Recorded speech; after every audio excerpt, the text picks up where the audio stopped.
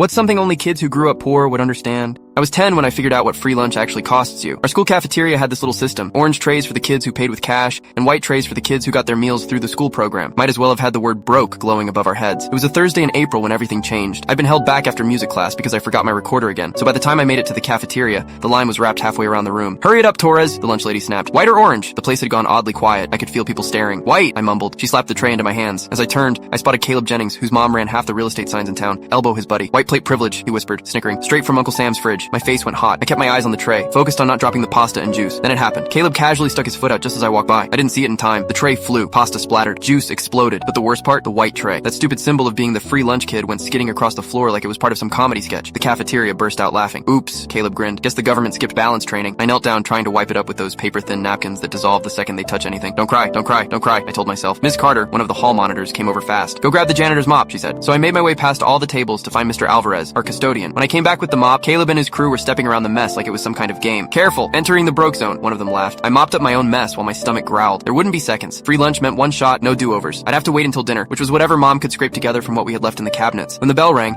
I headed back to class feeling hollow, physically and emotionally. At home, I found mom passed out on the couch in her work clothes, still wearing her waitress apron. She'd pulled another double shift at the diner. On the counter was a little note. "Fridge, dinner, love you." In the fridge, one takeout container, leftovers from the diner. She hadn't eaten again, so I could. I sat at the wobbly table in the kitchen and cried over cold potatoes. The next morning, mom woke me up earlier than usual. "Got something for you," she said, pressing a wrinkled $5 bill into my hand. "Lunch money, just for today." I knew what that $5 meant. That was her bus fare for the entire week. She'd be walking to work, adding another hour on each side of an already long day. "I can't," I started. "Just today," she cut me off gently. Every girl deserves to treat herself once in a while. At school, I held on to that $5 like it was sacred. When lunch came, I stood in line with my heart thudding in my ears. "Orange," I said when it was my turn, louder than I meant to. The lunch lady raised a brow but handed me the orange tray without a word. I paid and got back a handful of change that felt both big and small at the same time. As I turned to find a seat, I noticed Caleb staring. I didn't flinch. I just lifted my head and walked past like I didn't even see him. That night, I dropped the $1.30 in change into an old cookie tin I kept in the back of my closet. The next day, I picked up the white tray again. But every so often, when I scraped together enough from returning bottles or spotting a coin on the sidewalk, I'd buy lunch like the regular kids. It took me years to really understand what my mom gave up for that one little moment of pride, and even longer to stop being embarrassed by that white tray.